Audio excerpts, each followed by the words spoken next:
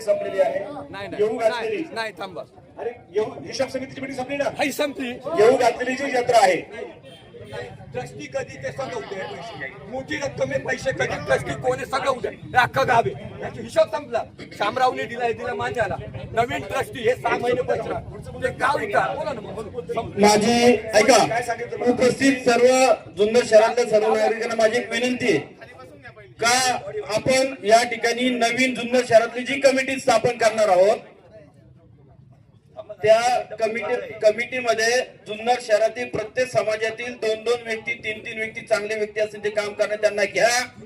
एक समाजातले प्रत्येक समाजातले घ्या आणि या ठिकाणी कमिटी स्थापन केल्यानंतर त्यातून जो अध्यक्ष उपाध्यक्ष निवडत असताना यात्रा कमिटीचा दरवर्षी अध्यक्ष निवडा आणि त्या ठिकाणी यात्रा कमिटीची जी रजिस्टर बॉडी करणार आहे ती बॉडी एक वेगळी ठेवा आणि तो हिशोब जो आहे सगळ्यांनी व्यवस्थित इथून पुढे करावा अशी आपल्याला विनंती करतो. सर याच्यानंतर मार्गदर्शन करेल. या ठिकाणी हिशोब समितीचा विषय संपलेला आहे. आता आपण पुढच्या मुद्द्याकडे जाऊयात.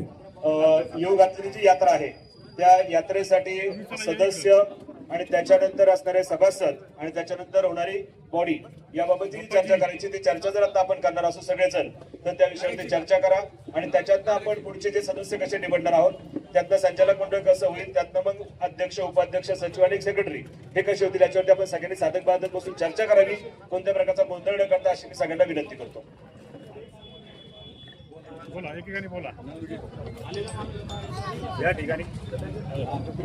या ठिकाणी आपण सर्वजण उपस्थित झालात सर्वांच्या मनापासून आभार. ज्या वेळेला काट्याचं झाड होतं त्यावेळेला त्याच्यावर दगडी मारायला कोणी नव्हतं पण ज्या वेळेला याच्यावर आंबे यायला लागले त्यावेळेला याच्यावर दगडी मारायला सुरुवात झाली. आंबे येण्यासाठी सुद्धा कष्ट घेतले लोकांनी. सगळं व्यवस्थित आहे. या ठिकाणी मला सांगायचंय की यात्रा कमिटीची स्थापना वैद्य मंदिर या ठिकाणी पंच आभार असणे जुन्नरकर शंभू काका राम काका आमचे वडील 7-8 जण होते त्यांच्या माध्यमातून ही सुरुवात झाली. सुरुवात अशी झाली का 19 फेब्रुवारीच्या वेळेला महाराष्ट्र सरकारने डिक्लेअर केली आणि ही यात्रा बंद होऊ लागली. 1999 पासून तर आजपर्यंत राजू शेठ मगाशी बोलले पण साडीचोळीचा कार्यक्रम हे आमचं मंडळ अमरनाथ स्वमंडळच करत आलेले. त्याच्यामध्ये कुणी म्हणजे साडीचोळीचा जो सोडत देतो त्याच्या व्यतिरिक्त कोणीच नसतं. म्हणजे राजू शेठ म्हणतात पण गेले 25 वर्ष यात्राचे संबंध माझा कंपल्सरी आहेच.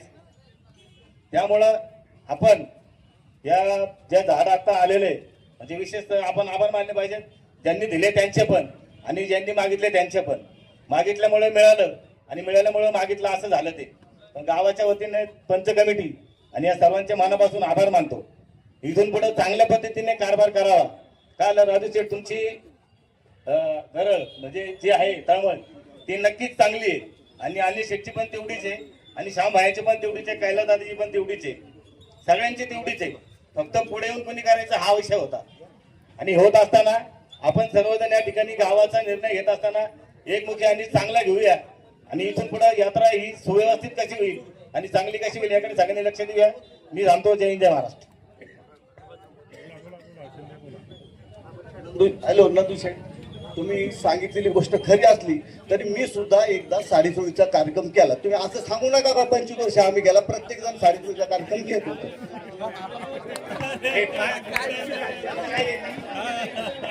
अरे अरुण शेठ मी काय नाही हे साडीचोळी देतात त्याच्या व्यतिरिक्त तू साडीचोळी दिली म्हणजे तो केलेलाच आहे.